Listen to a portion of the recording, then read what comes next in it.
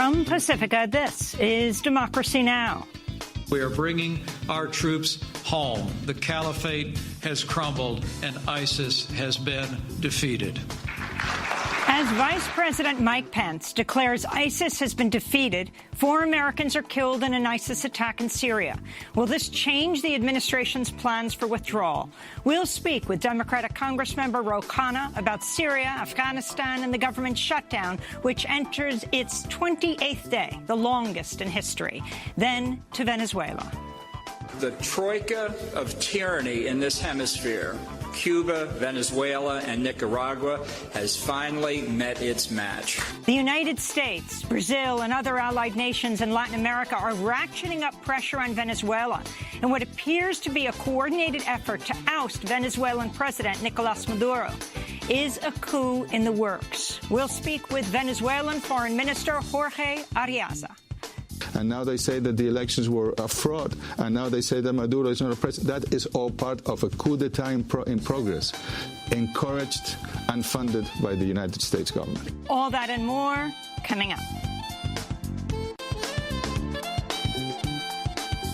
Welcome to Democracy Now!, democracynow.org, The War and Peace Report. I'm Amy Goodman. The Trump administration likely separated thousands more children from their parents at the U.S.-Mexico border than previously reported.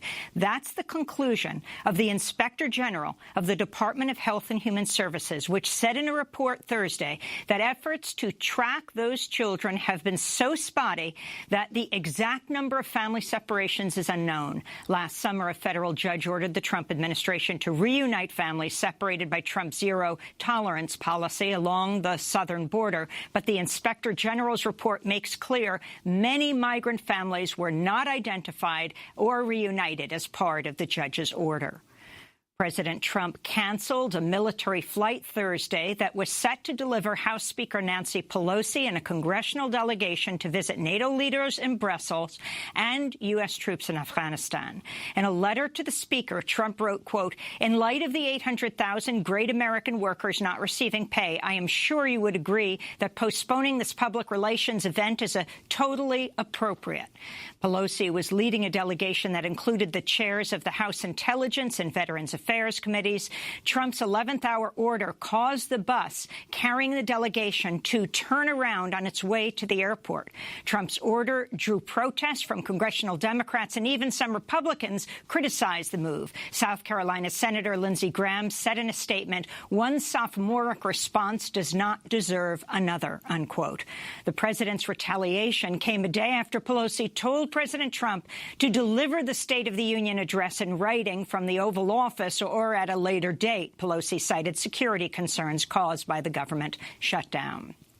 Meanwhile, the shutdown's entered its 28th day, the longest in history, with state and local governments warning social safety net programs could soon buckle under the strain. New York City Mayor Bill de Blasio warned Thursday if the shutdown stretches into March, some 1.6 million low-income New York City residents will lose benefits as the city loses $500 million a month in federal aid for food stamps, rental assistance, and school lunches. I met with clergy leaders this morning. I asked them to prepare to help members of their congregations in every conceivable way, starting in all instances with food.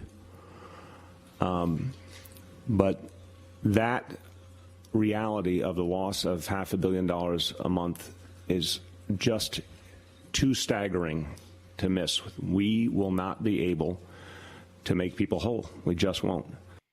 On Capitol Hill, Republican Senate Majority Leader Mitch McConnell scheduled to vote Thursday not on a bill to end the government shutdown, but on legislation to restrict abortion rights for low-income women.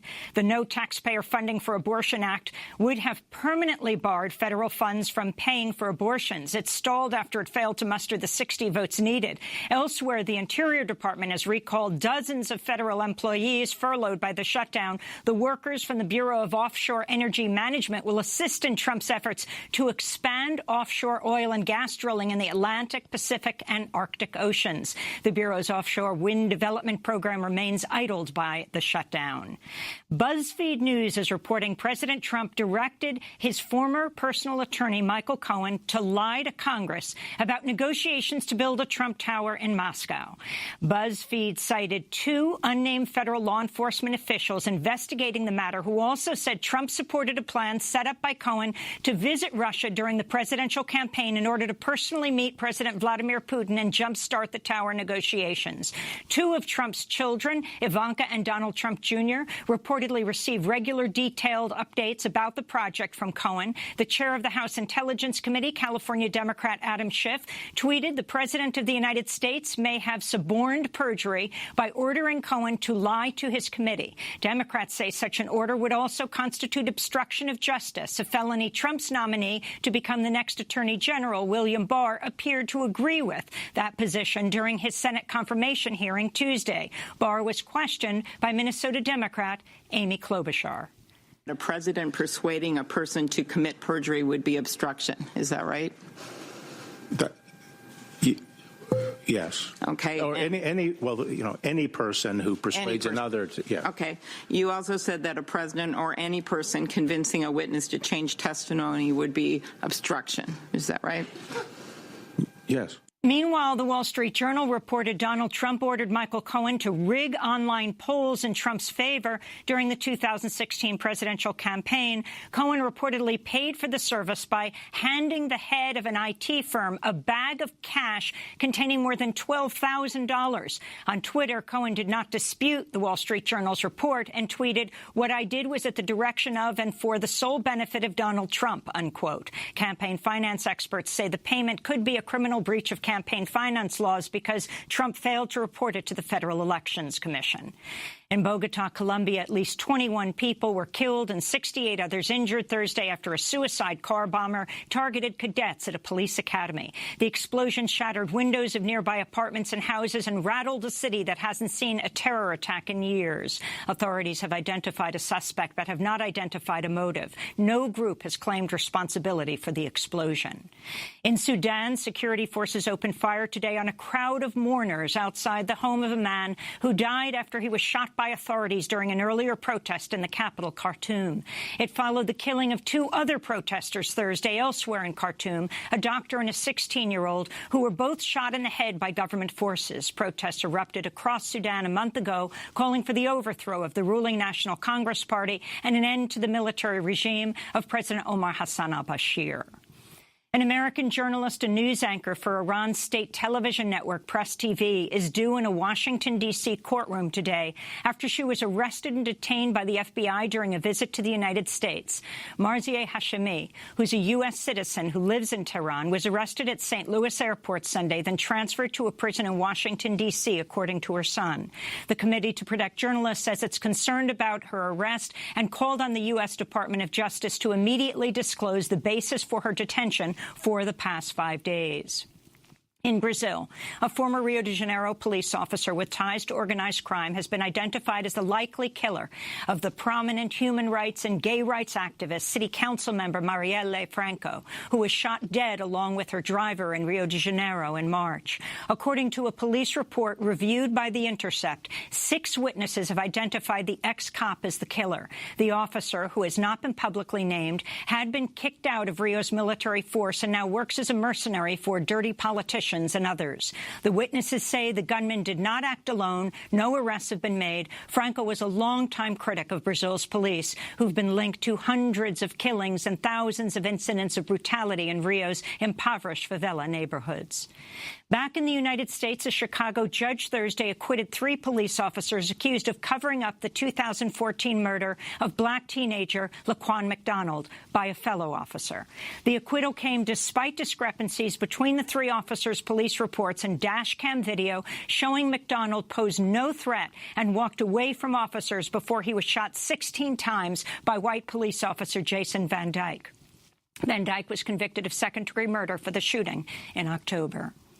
And in California, contract negotiations between Los Angeles school district officials and the union representing more than 30,000 teachers are set to resume today after marathon talks Thursday failed to bring an end to the strike, now in its fifth day. Meanwhile, teachers in Oakland are planning a one-day wildcat strike today to protest stalled contract talks. Oakland teachers say they're struggling to make ends meet as the cost of living has risen 14% across the Bay Area over the past 5 years. Teachers are demanding a 12% pay increase over the next 3 years. And those are some of the headlines. This is Democracy Now!, democracynow.org, The War and Peace Report. I'm Amy Goodman. In Syria, a suicide bomber struck a restaurant in the northern city of Manbij on Wednesday, killing 19 people, including 4 Americans. 2 of them were U.S. soldiers. The bombing was claimed by ISIS and came just weeks after President Trump declared victory over the group and ordered U.S. troops to withdraw from Syria, prompting the resignation of Defense Secretary Jim Mattis.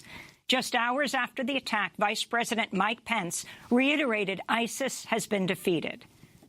Thanks to the leadership of this commander-in-chief and the courage and sacrifice of our armed forces, we're now actually able to begin to hand off the fight against ISIS in Syria to our coalition partners, and we are bringing our troops home. The caliphate has crumbled, and ISIS has been defeated. Wednesday's attack in Syria drew renewed calls from congressional hawks, both Republicans and Democrats, to reverse Trump's Syria withdrawal of troops. The U.S. has an estimated 2,000 troops stationed in Syria, even though Congress has never declared war on the country. For more, we're joined in Washington, D.C. by Ro Khanna, Democratic congressmember from California. Last month, he wrote a piece for the Washington Post. Trump was right to pull out of Syria and Afghanistan. This is what he should do next, he wrote. Welcome back to Democracy Now!, Congressmember Khanna. Your response to the attack in Manbij and what you think the U.S. response should be. Well, first, my heart goes out to the families of the soldiers who made the ultimate sacrifice for our nation and to the families of all those who lost their lives. But I think this should double our resolve to remove our troops. They are actually a sitting target for ISIS. What has happened in Syria is that ISIS used to control about 34,000 square feet of territory, and now 34,000 square miles, and now it's down to 15 kilometers. And that's not just because of Trump. It started with President Obama. So ISIS does not control much territory. We need to remove the troops, and we need to recognize that there is no military solution to a diffuse insurgency. What it will require is good intelligence work, law enforcement, and cooperation with the regional players to target the remaining insurgency. And your comments on Pence giving this speech saying ISIS has been defeated, seemingly not understanding what had just taken place. Well, that was just foolish and totally out of touch. I mean, the reality is there's still 20 to 30,000 ISIS fighters in Iraq and Syria.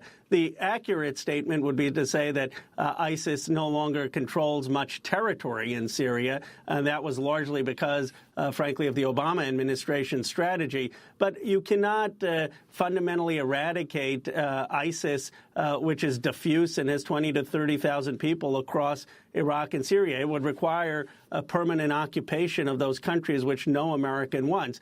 The only way to deal with that is to work with intelligence, with networks, to tackle the ISIS attacks that may emerge. But they do not control territory, and I think, or more than 15 kilometers, and that's, I think, what Pence should have said. And President Trump calling for the withdrawal of half the U.S. troops out of Afghanistan?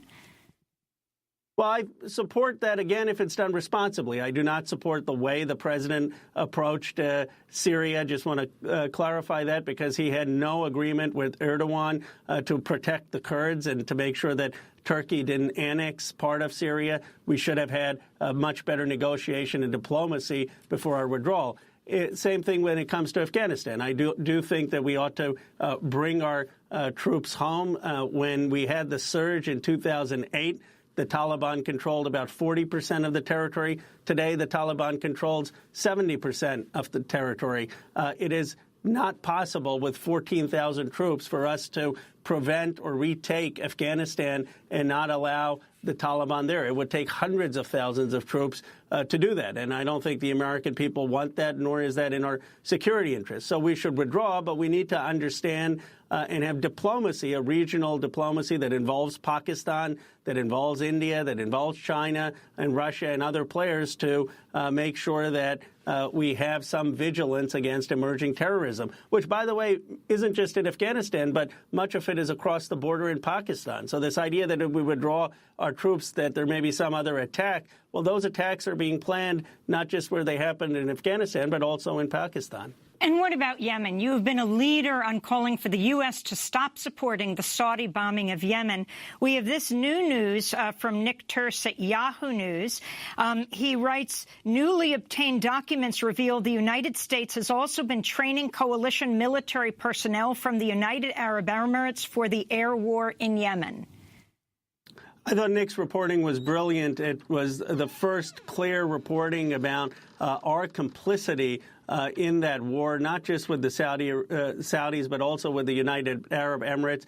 The reality is very simple, Amy, as you know. I mean, there are 14 million Yemenis who face the possibility of famine. This is not because the world doesn't have enough food and medicine. There are many agencies who want to get food and medicine to the Yemeni civilians. But it's because the Saudis and the coalition, including the United Arab Emirates, have been bombing the port of Hodeidah and not allowing food and medicine to get in. And that's led to extraordinary inflation in Yemen. And kids are not getting basic nutrition. There's not basic medicine. We need to bring an end to this war. Fortunately, Nancy Pelosi and Steny Hoyer have both given a commitment that as soon as we can vote, the shutdown is over, we're going to bring the War Powers Resolution for a vote in the House. It's going to pass, and Bernie Sanders is going to bring it back in the Senate. It will pass. It'll be the first time that a War Powers Resolution has passed in the House and the Senate in opposition to the White House, and it will be a clear signal to end this war. Now let's talk about the government shutdown and the pain that it is causing, not just the 800,000 federal workers who are not being paid, so many of them being forced to work and work overtime but are not receiving paychecks. I'd like to get your response to that. Also, after Nancy Pelosi told President Trump he shouldn't be giving a State of the Union address at this time, it's dangerous with the whole government, many in government in one place, that he should give it in writing, which has precedent, or at the Oval Office or at another time. And then in response, Trump canceling a military flight Thursday that was set to deliver the House Speaker, Nancy Pelosi, and congressional delegation to visit NATO and also troops in Afghanistan. Pelosi leading the delegation that included chairs of the House Intelligence and Veterans Affairs Committee. His 11th hour order causing the bus carrying the delegation to turn around on its way to the airport. He said she could take a commercial flight to Afghanistan, but also, in writing that letter, exposed that they were going to Afghanistan. Well, it's outrageous and it's petty, and it may be a turning point in the entire debate. I mean, the president is using personal retaliation against the speaker. He's not standing up for a cause. It actually reminds me of when Newt Gingrich said that he shut down government because he wasn't allowed to exit from the front of Air Force One, and the press labeled him a crybaby because he made it something so petty, and that's what the president is doing. And substantively, there are those of us in Congress, progressives, who actually want to help the president get out of Afghanistan and make the case to our own leadership that there's a responsible way of withdrawing troops. Let me tell you, he's not helping himself when he's denying the speaker the opportunity to go to Afghanistan. And this is not a tit-for-tat situation. The speaker has said that the president can come for the State of the Union. It should be whenever we stop the shutdown, because the Department of Homeland Security personnel aren't being paid, and it would be unfair for them. The president is doing something that is totally vindictive and wrong. The military is being paid, and this is a time-sensitive mission to Afghanistan in light of his own calls to withdraw troops. In terms of the broader economic damage. I mean, I meet people all the time from my district and in the community who are really hurting. I mean, they're going without paychecks. They are unable to make mortgage payments or unable to pay, in some cases, for their kids' college education. I mean, this is having a real impact, and it's having a real impact on the economy. The president's own economic advisors are saying that we're losing 0.1% of GDP growth every week this shutdown goes on. And we already have had a slowdown potentially in the economy. This may be a policy that unfortunately drives us into recession, which would be terrible given that it's totally self-inflicted. Let me ask you about a vote that did take place this week. The House of Representatives voting 424-1 to condemn white nationalism and white supremacy in a rebuke to Iowa Republican Congressmember Steve King. It wasn't a formal censure of King, who's made similar remarks throughout his 16-year career in Congress. Can you comment on what he said?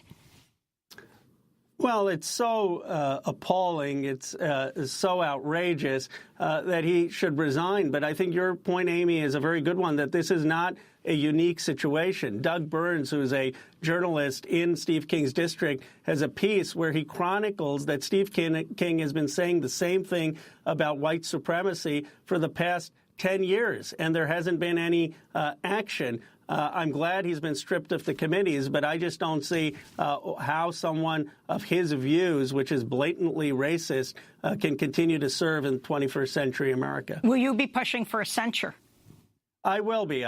Tim Ryan has been leading the charge for a censure. I'm hopeful that this will be a bipartisan basis censure. I don't see how anyone can really stand for what Steve King represents. I want to thank you very much for being with us, Silicon Valley Congressmember Ro Khanna from California, leading critic of U.S. military interventions abroad. This is Democracy Now! When we come back, we'll be joined in studio by the foreign minister of Venezuela. Stay with us. Is a coup against President Maduro in the works? We could be the healing when you're feeling all alone. We can be the reason to find the strength to carry on. In a world that's so divided, we shall overcome. We can be the healing. We can be the flower in the gun. We can be the healing. We can be the flower in the gun. What could I say to my son and to my daughter? Michael Franti and Spearhead performing their new single, The Flower, featuring Victoria Canal. This is Democracy Now! I'm Amy Goodman. The United States and allied nations in Latin America are ratcheting up pressure on Venezuela in what appears to be a coordinated effort to remove Venezuelan President Nicolas Maduro from office. Maduro was sworn in last week to a second six-year term following his victory in last May's election, which was boycotted by the opposition. Days before Maduro was sworn in, opposition figure Juan Guaido became head of the National Assembly, which soon voted to declare Maduro a usurper in an effort to remove him from office. The United States, Brazil, and other nations have welcomed the effort. Vice President Mike Pence tweeted the U.S. strongly supports the courageous decision by Juan Guaido to declare the country's presidency vacant. On the day of Maduro's inauguration, January 10th, U.S. Secretary of State Mike Pompeo called Guaido to congratulate him on his election victory to head the National Assembly. Then National Security Advisor John Bolton announced, quote, the United States does not recognize Venezuelan dictator Nicolas Maduro's illegitimate claim to power, unquote. Brazil, now led by the far-right president Jair Bolsonaro, has gone a step further by saying it recognizes Juan Guaido as the rightful president of Venezuela, even though Guaido himself hasn't even claimed that title. A group of Latin American countries known as the Lima Group also recently voted to not recognize the legitimacy of Maduro's presidency. Mexico was the sole dissenter. The U.S.-led effort targeting the oil-rich nation of Venezuela dates back 2 decades since the late Hugo Chavez became president in 1999. In November, John Bolton accused Venezuela, Cuba, and Nicaragua of being part of a troika of tyranny. In September, the New York Times reported the Trump administration conducted secret meetings with rebellious military officers in Venezuela to discuss overthrowing Maduro. In August, Maduro survived an assassination attempt when he was attacked by a small drone. He accused the U.S. and Colombia of being involved in the plot. In 2017, President Donald Trump said he could not rule out a, quote, military option to deal with Venezuela. All of this comes as Venezuela is facing a staggering economic crisis caused in part by falling oil prices and broad U.S. sanctions. According to the IMF, inflation is over 1,000,000% in the last year, the highest rate in the world. There are widespread reports of food and medicine shortages. The United Nations estimates 3 million Venezuelans have left Venezuela since 2015, resulting in what the UN has described as an unprecedented migration crisis in Latin America. As the political turmoil intensifies, Venezuelan President Nicolas Maduro has reached out to the United Nations to help establish a peace dialogue in Venezuela. Venezuela's Foreign Minister Jorge Ariaza met this week with UN Secretary General Antonio Guterres here in New York.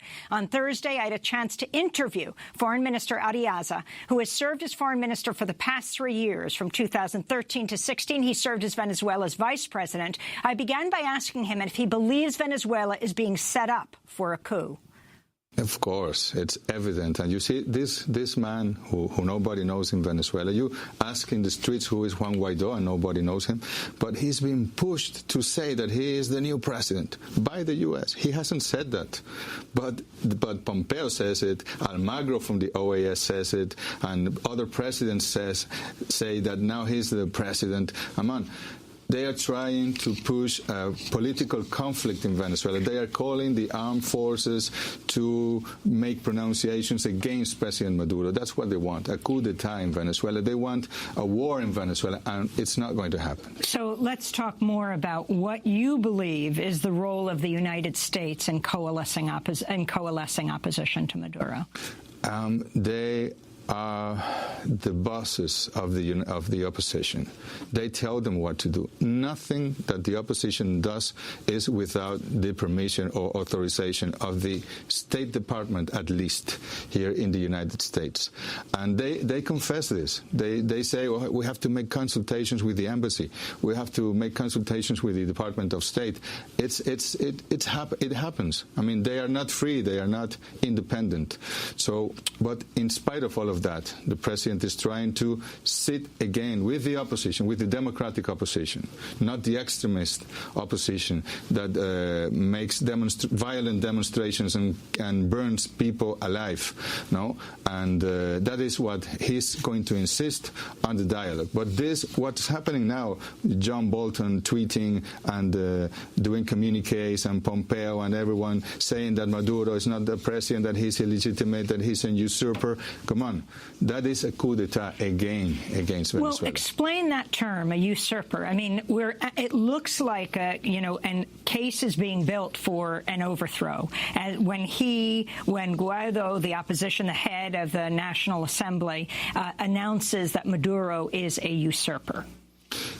I mean, they are manipulating the Venezuelan constitution. They say that the elections were almost 10 million Venezuelans voted, and more than 6 million voted for Maduro. That this didn't happen. No? The opposition boycotted. Yes, they boycotted it. Not only the opposition, the Washington and Bogota and Lima and Santiago, these governments, neoliberal governments in Latin America. So they said, when the elections were conveyed, 3 months before the elections, they said they're going to be a fraud, and they wouldn't recognize the results. And then they pressed the potential candidates of the opposition not to register. And when some of them registered, they pressed them to retire, to withdraw, and they didn't. And now they say that because the elections were a fraud, then there's no president in Venezuela, so the president of the National Assembly has to be the new president, and all these governments and the U.S. government are encouraging this thesis. So it's very dangerous. I want to continue on what the U.S. is doing. In November, National Security Advisor John Bolton claimed Venezuela was part of a troika of tyranny. The troika of tyranny in this hemisphere, Cuba, Venezuela, and Nicaragua, has finally met its match.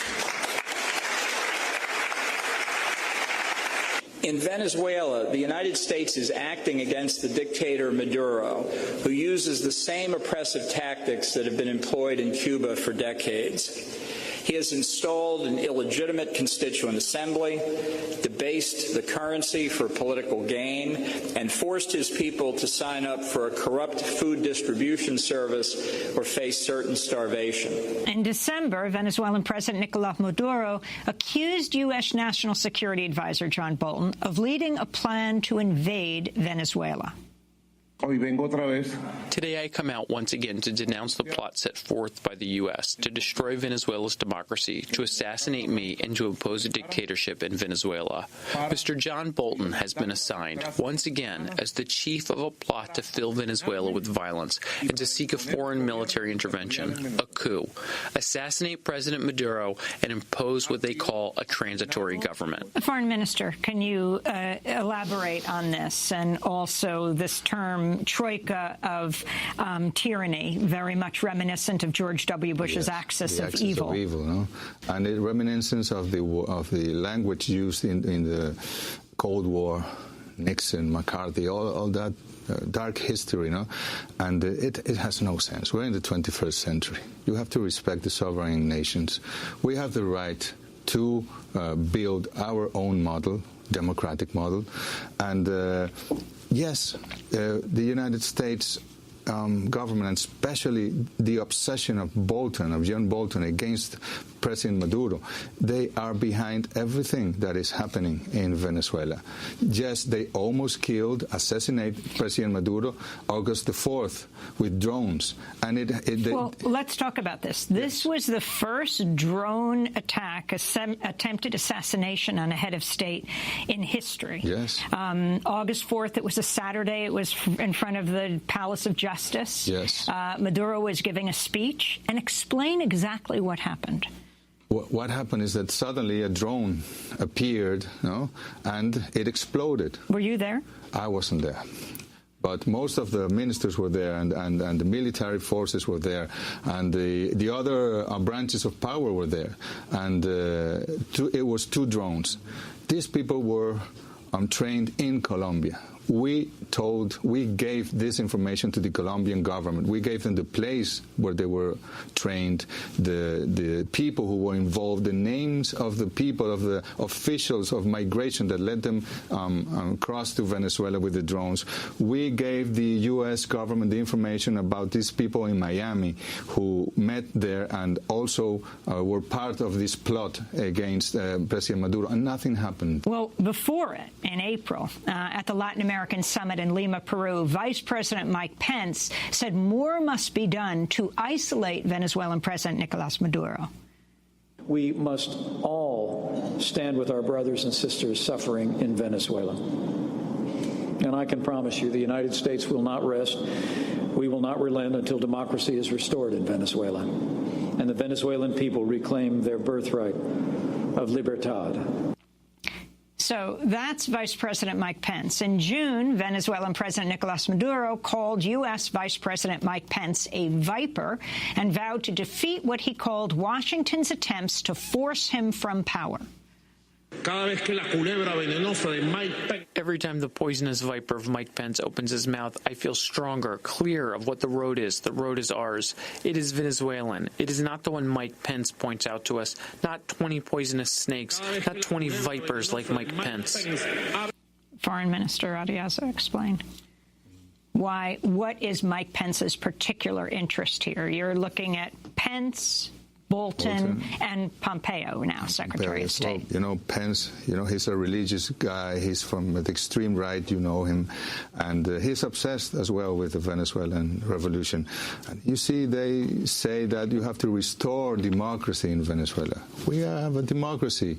We have had 25 elections in 20 years. We've had elections for president in 1998, in 2000, 2004, 2006, in 2000. 2009, 2012, 2013, 2018. I mean, our people are used to, and not only the democracy, because the Constitution says you have to elect these presidents and parliament members and mayors and governors. No, because we have, our society is organized in community councils, consejos comunales, and communes, and you take the decisions. Every single day Venezuelans are exercising democracy. We have democratized the access to education, which was being privatized before the revolution. We have democratized access to housing, which was also exclusive for the rich before the revolution. We have democratized access to health. We have doctors all over. They used to be Cubans, now they're Venezuelans, all over the country. You walk one block and you have the doctor there. So we are really trying to build a root democracy rooted in the people, and that is what they don't like, because that is not what they would like from the countries of Latin America. I want to talk about sanctions and the effect they're having on the Venezuelan economy. You have Henry Kissinger, still an elder statesman, consulted by Democrats and Republicans alike. Let's go back half a century, go back decades. He wanted to make the Chilean economy under Allende scream, he said. You have the half-century embargo against Cuba. What does economic pressure, economic sabotage, if you will, look like in Venezuela? In November, the Congressional Research Service published a short overview of current U.S. sanctions in Venezuela and mentions the Trump administration is considering a new wave of sanctions. But the report also states, quote, although stronger economic sanctions could influence the Venezuelan government's behavior, they also could have negative effects and unintended consequences. Analysts are concerned that stronger sanctions could exacerbate Venezuela's difficult humanitarian situation, which has been marked by shortages of food and medicines, increased poverty, and mass migration. Many Venezuelan civil society groups oppose sanctions that could worsen humanitarian conditions. Now, again, this is not the Venezuelan president saying this. This is the U.S. Congressional Research Service. Can you talk about the effect of U.S. sanctions on Venezuela? The Venezuelan people are suffering because of these so-called sanctions, which are coercive unilateral measures. This is not approved by the United Nations Security Council. It has no legality. These are decisions taken by one government unilaterally to impose a blockade against Venezuela, so it's difficult for us to import food, to import medicine. We cannot use the dollar as a currency to exchange. We have to switch. Only this switching from dollars to euros is more than what we need to invest in importing the vaccines for our children or the treatment for HIV in Venezuela for 2 years. And it's probably, the figure that I can give you is more than $20,000 million that we have lost because of these so-called sanctions in more than a year. So these sanctions are overt. Are there covert sanctions against Venezuela? Of course, because it's not only this that is official. It's pressing the companies not to work with Venezuela. It's threatening to seize a company that we have here in the United States, Citgo. We cannot repatriate the profit from our company in the United States to invest it in food, in medicine in Venezuela. And for people to know, Citgo, which is Venezuelan state oil company, yes, has been used for many years in the United States to support poor people in their programs to have oil in the winter. And we intend to keep on using it for this in the United States, but most of the profit annually should be sent to Venezuela, and we cannot do it. It has to be here in the banks in the United States, blocked. We have more than $1,600 million or euros blocked in Europe in this company intermediaries called Euroclear. Why? Because of the sanctions. You mentioned Russia. On Wednesday, Russian Foreign Minister Sergei Lavrov expressed concerns over U.S. meddling in Venezuela. Yes. We've heard talk that allows for military involvement in Venezuela. talk that the United States will now recognize as the president of Venezuela, not Nicolas Maduro, but the representative of the parliament. All this is very alarming, and all this shows is that the approach of undermining governments the United States doesn't like stays on as a priority of their activity in Latin America and in other regions. If you can talk about the significance of Lavrov weighing in. Also, the latest news in December, Russia landing 2 nuclear-capable blackjack bombers in Venezuela as part of a joint training exercise. Russia has been friends of Venezuela for over 16 years. We believe that the world has to have several poles, several centers, not only the United States. The United States cut all the military cooperation with Venezuela 20 years ago, and we have military cooperation with Russia. And these planes, aircrafts that came this year, they came in 2013 as well, and nothing happened. But this year it was taken like it was this. We were trying to bomb the U.S. and come on, that's nonsense. We have the right to have cooperation with Russia, with China, with whatever country in the world. And what Lavrov said there is exactly what the United States is doing. And he knows that they are trying to manipulate the people, the media, the constitution of Venezuela, even to impose a man who's not being elected president. Venezuelan Foreign Minister Jorge Arreaza. We'll be back with him in 30 seconds.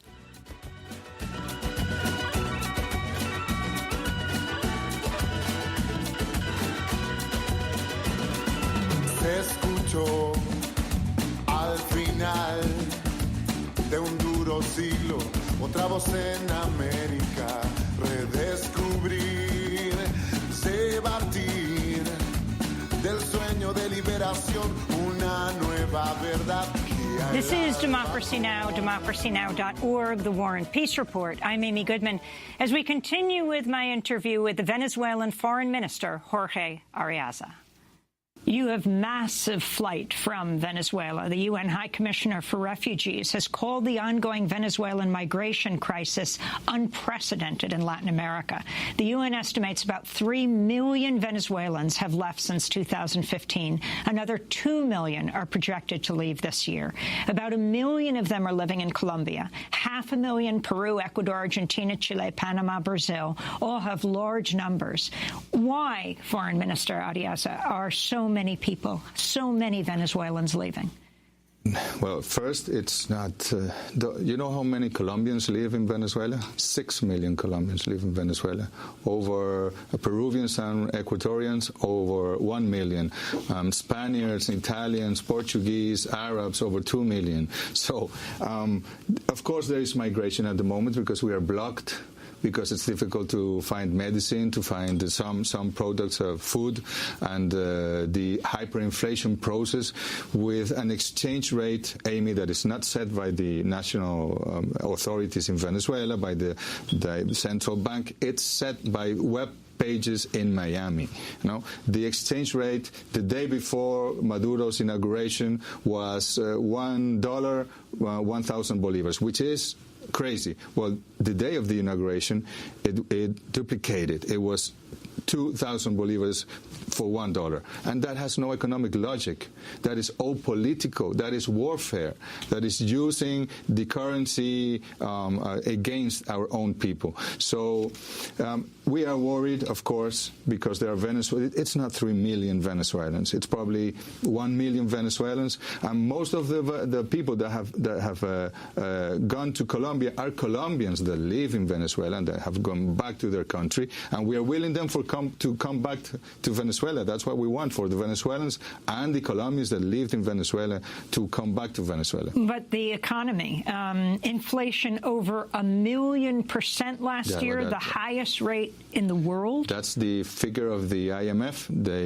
That's not the figure at all. It's probably 10 times less than that. It's a very difficult problem, but this inflation revolution is induced from abroad. It is produced by these web pages and all this warfare, economic warfare against Venezuela. It is not only because we have not taken some measures in Venezuela. Of course it's not. And it makes things very difficult for the Venezuelan people. So food and medicine shortages, do you feel that your government, the Maduro government, takes some responsibility for what's taking place? We're not perfect. As the government here is not perfect at all, and the government in Argentina is not perfect. Of course, we have responsibilities, but most of the problem, the vast majority of the problems in Venezuela are caused by the blockade, are caused by the warfare, economic warfare against Venezuela. And in spite of all of that, we are in a better situation today than we were in 2016. There is more food, there is more medicine, there's more. The employment is under 6%. Unemployment is under 6%, and many things. I mean, we have not closed one school, one university, one hospital. We have not expelled the Cuban doctors because we have to protect our people. We have delivered more than 2,500,000 houses to our people in the last 4 years, and that is investment that we have made in spite of the sanctions, in spite of the blockade against Venezuela. So let me ask you about Human Rights Watch and the Venezuelan NGO Foro Penal recently releasing a report accusing Venezuelan intelligence and security forces of detaining and torturing military personnel accused of plotting against the government. The report claims, quote, some detainees were subjected to egregious abuses that amount to torture to force them to provide information about alleged conspiracies. That's psychological warfare against Venezuela. Of course, there are detainees that were in plots last year to overthrow President Maduro, but no one is torturing them. This happened in the last century in Venezuela. We were used to torture. We were used to students being killed in the streets every week. We were used to repression. That stopped with the Bolivarian revolution. It doesn't happen anymore. But these NGOs are paid also by the USAID and by the government of the United States, and they say what they have to say because they are paid. So I want to ask you about other leaders in Latin America. On the one hand, you have Brazil's far-right president now, Jair Bolsonaro, and Argentina's President Mauricio Macri meeting to discuss joint opposition to the Venezuelan government. And then you have the newly elected president of Mexico, AMLO, Andrés Manuel López Obrador, who is not joining with these other countries who are opposing Venezuela. But first talk about the Macri-Bolsonaro alliance and what that means, joining with the U.S. Yes, as I told you, in Latin America, it's like a company, a corporation. Trump is the CEO of a corporation, and these presidents who are businessmen are his directors, and they want to be promoted by President Trump. So they have to follow the orders, and they have been said that they have to isolate Maduro, that they have to not recognize Maduro as government, and they have to do what the United States says so in order to overthrow Maduro. And that's what they're doing. Of course, we are worried about Brazil because this man is far on the right. It's fascism again. It's what we felt, that what we believed to have disappeared from the Latin America in history, it's happening again. This man hates women. This man hates the black population. This man hates the homosexual community. This man hates the Venezuelans. He's a racist. We are worried about Brazil. He hates the poor, but loves the former Brazilian military dictatorship. Yes, he loves the dictatorship. And what does it mean to you that AMLO, the president of Mexico, Andrés Manuel López Obrador, the stance he has taken in support of Venezuela? I believe that the president of Mexico is right. We have to respect each other. We have to respect the principles of international law. I mean, if you join the United Nations, it's because you respect the internal affairs of the other states. It's because you respect the equality of states. It's because you don't have the right to interfere in other nations. That's not what the United States does. They have done wars in Iraq. President Trump said that we regretted that the United States invaded Iraq, because now the situation is worse than it was with Saddam Hussein, and the same in Libya. And yet you see the same thing happening, and of course a very serious similarity. You have George W. Bush coining the term, or his people writing the term, and him saying it in 2002, axis of evil, which set up the foundation for the invasion of Iraq. And then you have the U.S. talking about the troika of tyranny, and the similarities between Iraq and Venezuela are 3 letters, oil. And interestingly, many years ago, the original name of the invasion of Iraq was going to be Operation Iraqi Liberation. But they realized the acronym was oil, and they had to change it. That was the United States.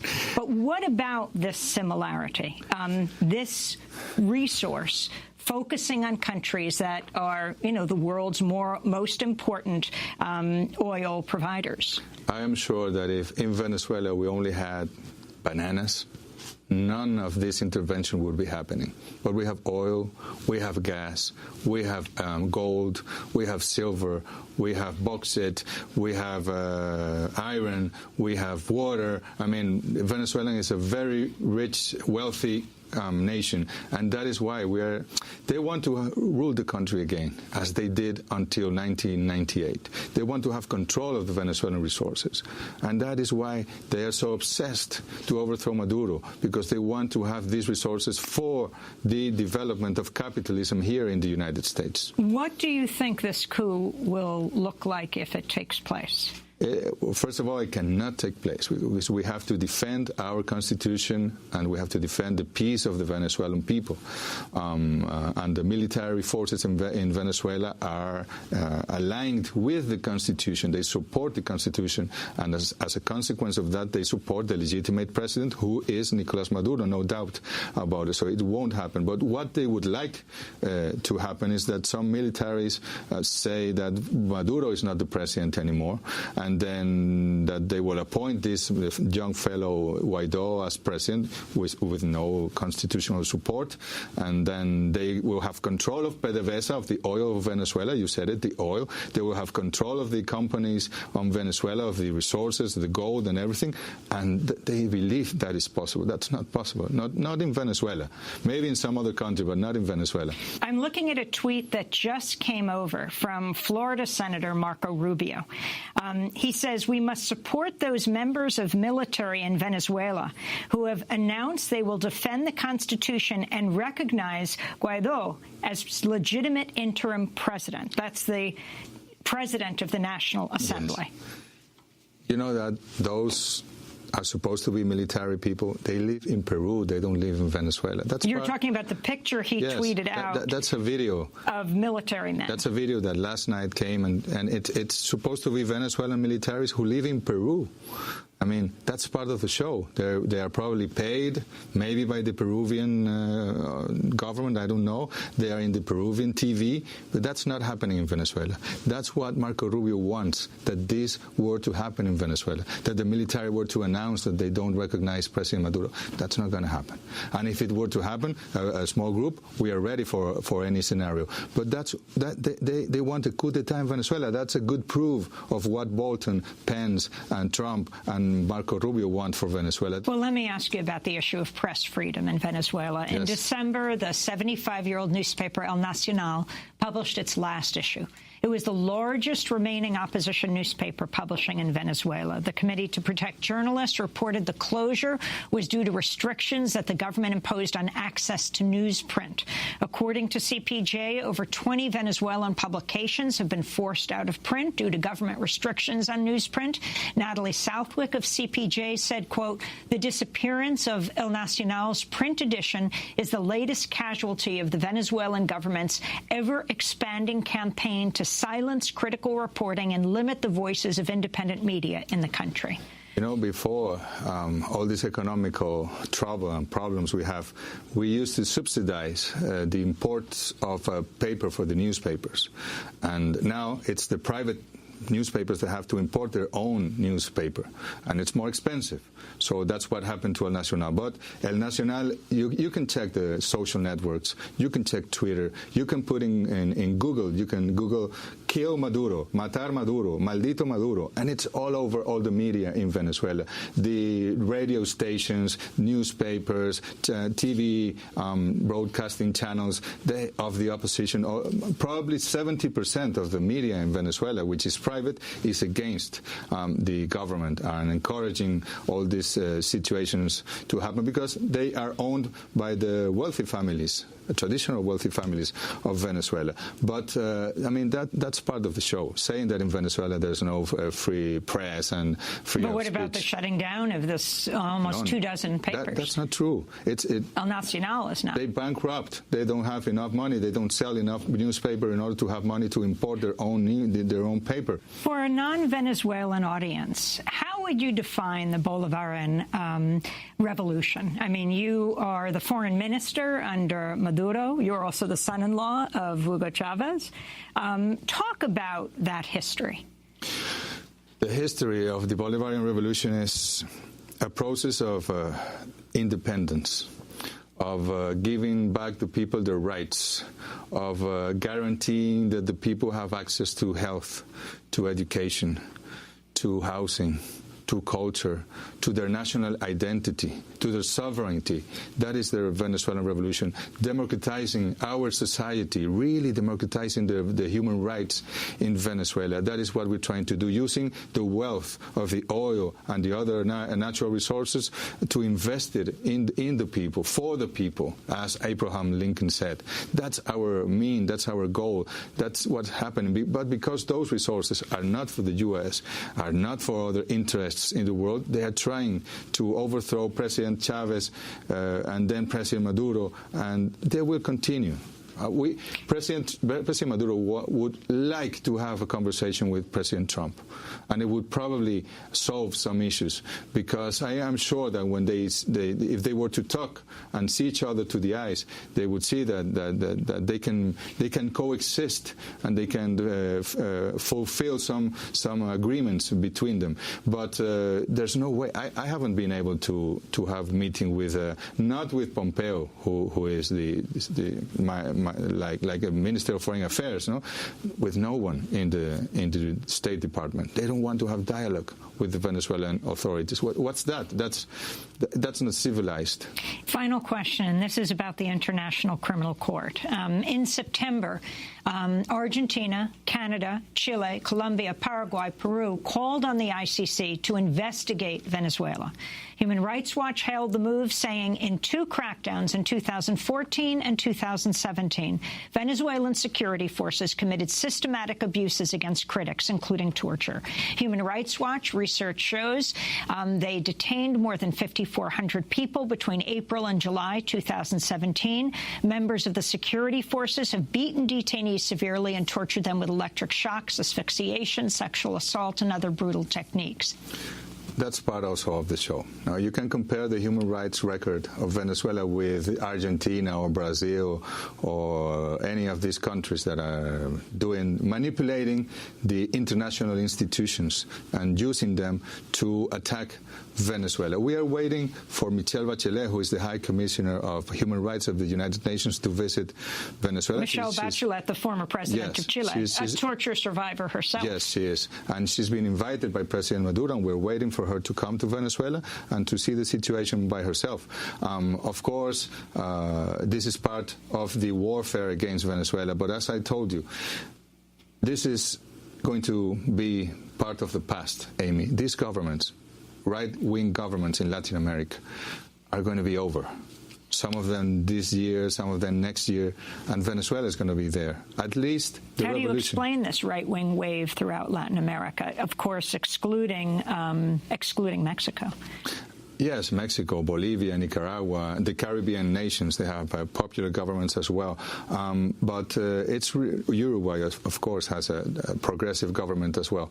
But it's part of the cycles. No, it's part of the cycles. But I must say that the United States was focused on the Middle East after 9/11, and they invested all these funds and money, and suddenly the progressive governments became majority in Latin America, and when they turn their head, they say, hey, what's happening here?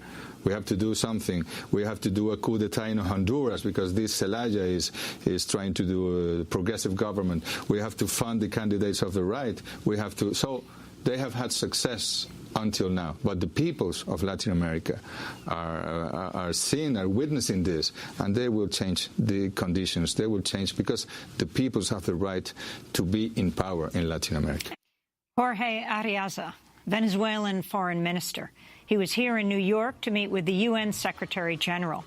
He's also the former vice president of Venezuela and the son-in-law of the late President Hugo Chavez. That does it for our broadcast. Happy birthday to Edith Penty. If you'd like to sign up for our daily digest each day, you can text the word Democracy Now!, one word, to 66866. Or go to our website and sign up at democracynow.org.